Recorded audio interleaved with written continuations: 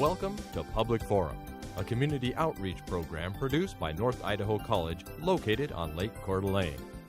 Featuring guests from around the globe addressing a wide variety of subjects, Public Forum serves to educate and enlighten.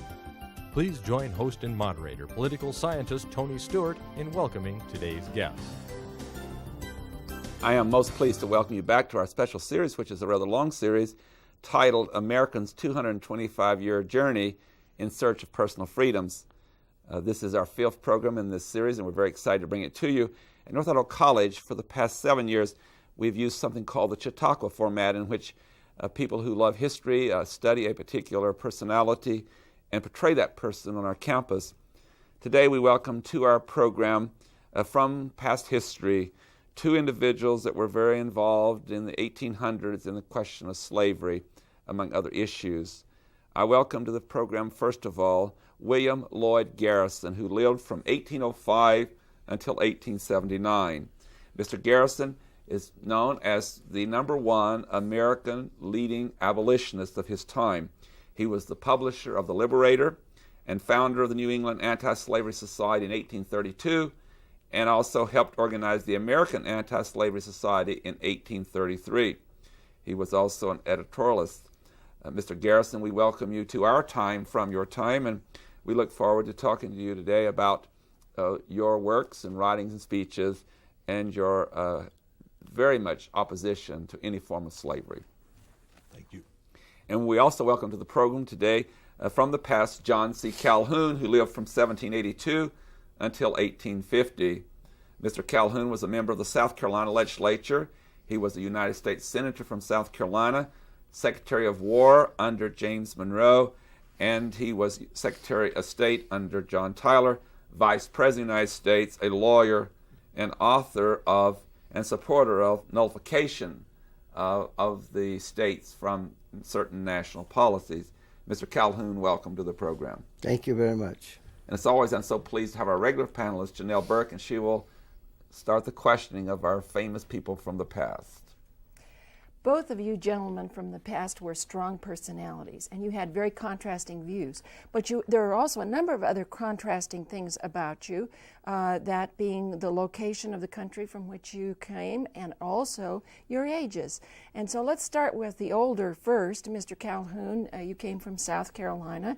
How do you think that formed up your opinions as you grew older and as you argued for your position?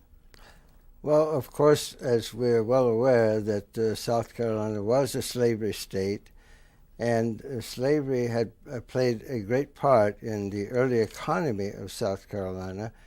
And although I personally opposed slavery, which I had written in 1812, opposing the allowing the slavery to be in the Constitution, but because of the economy in my state, the part that it played in it, then I really never really opposed slavery vocally, even though I did not really favor slavery as such. Now, Mr. Garrison, in your time, how did your age and the location from which you came play a role in developing your ideas? Well, I was born in Newburyport, Massachusetts in 1805. And a few years later, by 1808, the importing of slaves had become outlawed. There were a great many of Africans who were now leaving the South, escaping from the South and coming northward. And as I became older, working in different newspapers before I started The Liberator, I had occasion to live amongst those Africans and to work with them. And that influenced their stories to me, influenced my philosophies and my convictions about the illegality of servitude. At a performance earlier today at our campus, there were some sparks that flew between you. You certainly had a different philosophy. Mr. Garrison, I will start with you. You have heard today the former Vice President and Senator John C. Calhoun deny that he supported slavery. He represented a state that certainly was very much participating in slavery, South Carolina. You also had very direct and condemning words for John C. Calhoun. Would you like to respond to the comment he's already made on the program today that he opposed slavery? We see no hard evidence in history of that he opposed slavery at all. He was one of the men in the United States Senate, certainly, that advocated the gag rule, that refused to allow any dialogue or debate in the Senate on any anti-slavery issue at all. He was one of the sponsors against the repeal of the anti-slavery laws. He supported the 3/5 clause, adding more slaves to the total population, as if they were free men, to give more representation from the state of South Carolina. And other southern states. And other southern states, yes. That doesn't show me that there's any evidence at all that he was against slavery. He was one of the advocates of pro-slavery. Also, how would you respond to the fact that if he opposed slavery, could he ever have been a senator from South Carolina? Well, he could never probably have been elected to the Senate if he was in opposition to that. That doesn't justify his support of it at all. He could have become a great attorney at other places. He might have moved to another state to be elected. He had choices. He had a choice. He made his choice. Mr. Calhoun, you also today had some direct comments to make about Mr. Garrison, and you indicated that both he and others that were associated with him or who he supported, you thought were, I hope I don't choose the wrong words, but you indicated that they were radicals, extremists, and I believe you even suggested they were not patriotic. Is that correct? Well, from Mr. Garrison's own words, I chose that to mean that he was not patriotic, because he said that he was ashamed of the United States, that he did not support the Constitution as it was written. And this gave me thought that he was not really as patriotic as he was radical. And his inference that I did not support, or that I supported slavery, evidently he did not read the article that I wrote in 1812 that stated that I was actually ashamed that of the people who had written into the Constitution that slavery would be abolished in 1808. And so I don't think that Mr. Garrison completely did his homework. How do you respond to Mr. Garrison's charge that you support the gag rule and that in the original Constitution that you did not oppose the 3/5 compromise, which indicated that 3/5 of all slaves would be used for more representation from the South, and also the plantation owners would be taxed on 3/5 of their slaves? It was a compromise rather than abolition. How would you defend those positions against Mr. Garrison's charge? Well, to begin with, in Mr. Garrison's statement that I could have gone someplace else, and that, of course, is entirely right, because we lived in a free country where we were free to go wherever we chose to.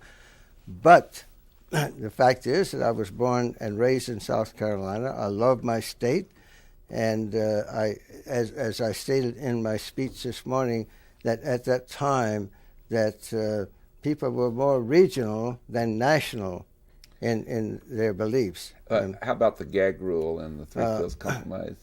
Well, there were certain things, and I think in every person's life that serves in public office, there are times when they must do things that they probably are not exactly proud of, probably things that they don't wish to do and things that they don't support. It just becomes a necessary thing to do. Are you suggesting that throughout history that political expediency sometimes takes precedent over principle? Absolutely. I do suggest see. that. Mr. Garrison, I know that you would disagree with that. You would not put expediency above your principles, right? You're absolutely right, Mr. Stewart. I believe that principle is the first rule, not expediency.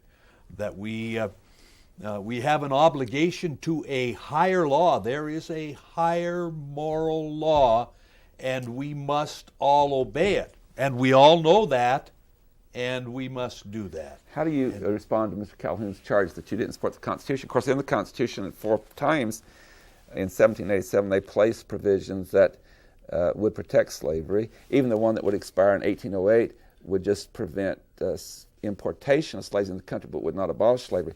So, is Mr. Calhoun correct that you had great problems with the Constitution? He certainly is. I considered it a compact that was null and void from the very beginning, that it gave protection and continence to slavery in the South. Most of the states in the North had already abolished slavery through legislation that was passed in different states at different times. I suppose there were varying practices of servitude and to maintain an economic commerce and advantage, but by and large it had been outlawed. And I would take issue with Mr. Calhoun. He calls me a radical and unpatriotic. Well, Mr. Calhoun, I would tell you that patriotism comes in many various colors, and if being unpatriotic, if being for the freedom of millions and millions of people, and to do anything for that freedom, if that's unpatriotic, then I am not a patriot and I am unpatriotic. And if I am a radical, if being for the freedom of many, many people and willing to even place myself in physical jeopardy and danger, if that is being a radical, then I'm comfortable with the label you apply to me and I am a radical. Mr. Calhoun, would you like to respond? Well, I would like to point out that in his reference to the 3/5 rule that was passed, that Abraham Lincoln also supported that. And I don't know if Mr. Garrison would say that Abraham Lincoln was unpatriotic, or if he was not supportive of freedom of the people. I don't think there's very many people that would agree with him on that, since the history has dictated that Abraham Lincoln is probably one of the greatest presidents that we had, who probably did more for freedom than most any president that we've had. And so I would like to know what Mr. Garrison's point is, or what his stand would be on Abraham Lincoln's patriotism. Mr. Garrison. Well, I had great reservations and great concerns about Abraham Lincoln as a candidate, and even about his election to the presidency. He never said that he would abolish slavery in the South. He never said he would prevent the extension of it. He didn't agree with it, but he said he would. He never came out and said, "I will not prevent the extension of slavery." He didn't oppose the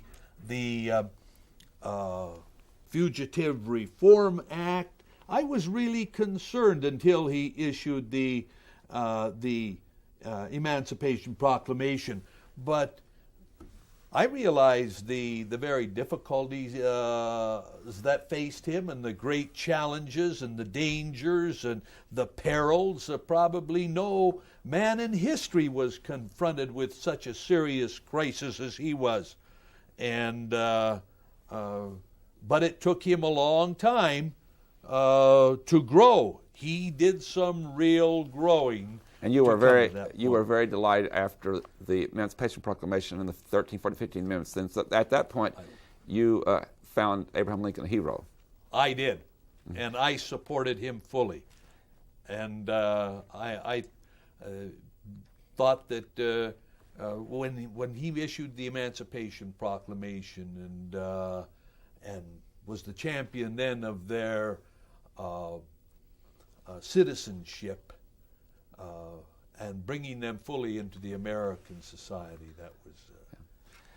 I must return to Janelle, and Janelle bring you back into this fascinating dialogue going on. Both of you gentlemen are clever, and you're clever at what you do. Mr. Calhoun, in your time, did you think of yourself as a smooth character who could use his skills as an attorney, perhaps, to craft the kinds of resolutions that might be supported by a broad enough base to get passage? And along that same line, what was your position with regard to states' rights? Well, if you mean by a smooth character, if that meant something working under the table or underhanded, no, I don't think that I was. I do think that I must have been rather persuasive in other ways. In fact, in many ways, because history will point out that I was a very prominent figure in the shaping of the laws of that time. When I was Secretary of War, for example, I tried to get a tariff passed that that would allow to build roads from one military fort to another and to build canals, and unfortunately, in my opinion, did not pass. So I certainly was not perfect in that respect, but the fact that I did, that there were many of the support. For example, I supported the War of 1812 when Henry Clay was Speaker of the House, and I helped Mr. Clay in the beginning of that war and getting the support of the people. So yes, I really do think that with the experience that I had both in the South Carolina legislature and in the U.S. House of Representatives and the Senate, that I did have a rather persuasive career. But were you in favor of states' rights? Yes, I was. Yes, I did, and this was in that I supported this in the nullification that act that we tried to pass, which supported states' rights. Yes. And I did, and I feel that it was supported by the 10th Amendment. Now, to this day, Mr. Garrison, we hear about states' rights. But you, too, were a clever man, and you were using your pen to be clever in many ways and to be persuasive to people. What was your position on states' rights, and how did you use your pen to persuade people? I was absolutely opposed to any political system that continued slavery and putting millions of people in abject conditions of involuntary servitude. I was opposed to states' rights on that basis alone. I was more concerned, and my articles and all my editorials consistently pointed that out, that I was more concerned about the nation as a whole rather than for the welfare and the benefit of any small region or state at the expense of the freedom and the liberties of human beings that we should all enjoy. And you wrote extensively to that I effect. wrote extensively, always emphasizing that was a higher moral code and ethic that we all had to obey. And Mr. Calhoun, did you read his writings, and did you agree? I did read his writings, and I must say that I really admired Mr. Garrison to a great extent because of his perseverance in what he believed in. However, I do take issue with what he said in that he was for the benefit of all people in the nation, And I don't agree with that at all, because when they passed the tariffs, that was detrimental to the southern states and favored the northern states. I don't remember that Mr. Garrison ever spoke up about that. Now, did he consider that the northern states, the New England states, was the only states that were involved in this? Did he have no compassion for the southern states because it was the deterioration of the economy that was caused by this tariff? That's some of the things that I disagree with him on. Mr. Garrison, we've heard a lot, not only on this program, but certainly if you follow the life of John C. Calhoun, he was better known probably than anyone in his espousing the view of nullification, where a state could simply nullify a national policy. If that had prevailed, which it did not, would that have meant slavery eternally in the South? That is, the southern states would have never agreed to abolish slavery? I think that that's probably very true, but then that would have resulted, I am certain, in the division of the Union. It would have even split earlier than it did. Yes, it would have. Yes. You live, you were born at a different time too. Mr. Calhoun died in 1850, so he didn't see the Civil War and the change in the Constitution, but you lived until 1879 through this whole period. What is your response? Of course, you've talked about the Emancipation Proclamation, but with the adoption 13th, 14th, and 15th Amendments, you lived long enough to see a change that you had worked for so long. And would you like to indicate how that policy and those amendments certainly did not leave it to the states to make decisions about issues such as slavery? No, that applied universally to the whole country. Now it freed all the slaves throughout the whole country, where it was such a radical change.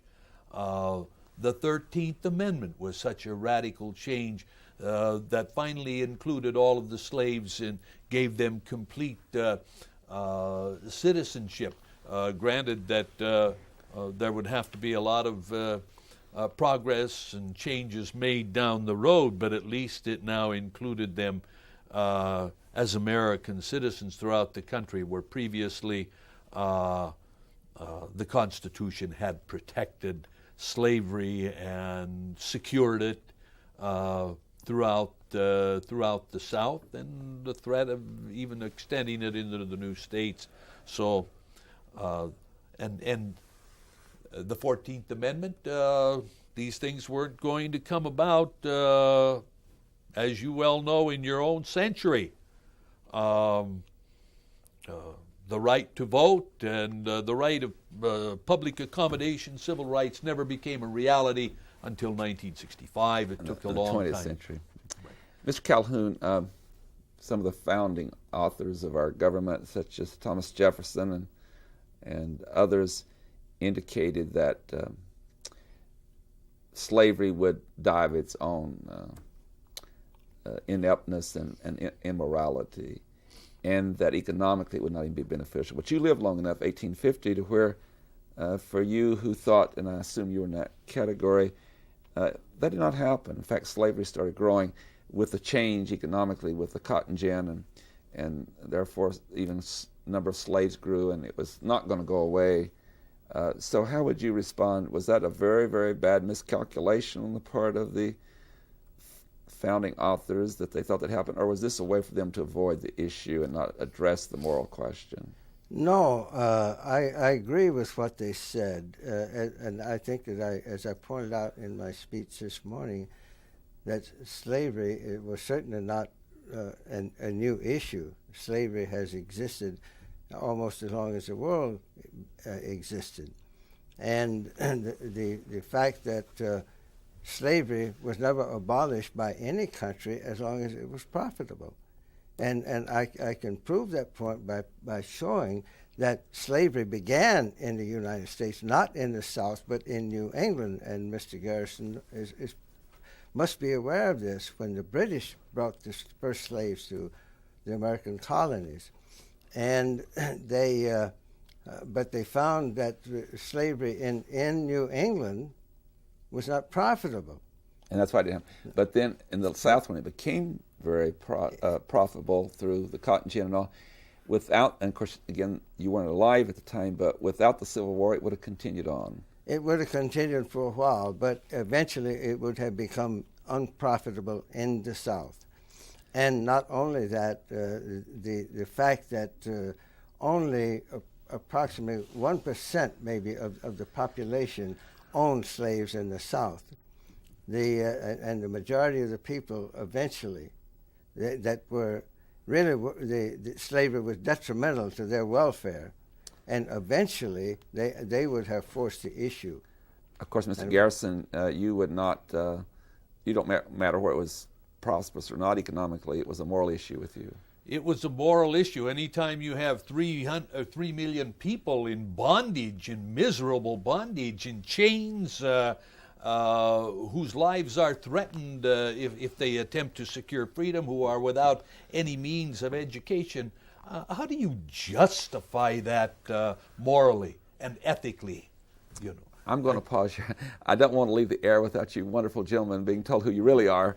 Let me first of all introduce Hugh Smith, who agreed to play John C. Calhoun, and he's played other people. He's a graduate of North Idaho College and Lewis Clark State College. He spent his life dealing with shipping industry, and he's played other people. His hero, Teddy Roosevelt. Hugh Smith, thank you for doing this. We appreciate it so much. Thank you, Tony. You're very kind to do this every year with us. And our second guest is Ken Palo from Spokane, Washington, who taught school for 40 years and has played a number of other characters, including one of his heroes, Harry Truman. So we've had a Democratic president, a Republican president portrayed by you before. I cannot tell you how appreciative I am for you doing this, and you've spent months and months doing it, and you play the roles really well, whatever assignment you have, whether that you would admire everything about it or not. And again, thank you for being with us. We're really enjoying this series called America's 225-Year Journey in Search of Personal Freedoms, and we hope you'll be with us again in some other role next year. Ladies and gentlemen, as I've said, I join my panelists, Janelle Burke, in saying how much we enjoy bringing this special series. It always winds up coming to you in the summertime, although in the spring it's carried on at North Idaho College. And the Chautauqua format is a great teaching tool. By people being in costume and in depth researching the person, it gives one an opportunity to feel that they really have talked with that person from the past. And so we do it because we think it's a great opportunity for us to be better thinkers and doers in our own life. And I hope you'll be with us again next week when we will talk about another historical character on this subject. Until then, please have a good week. I am Tony Stewart. Recorded on the campus of North Idaho College, Public Forum is the longest-running entirely college-produced program on PBS. Each episode is pre-recorded live and is an educational outreach from North Idaho College. Please join us again at this same time next week for another edition of Public Forum on this public television station.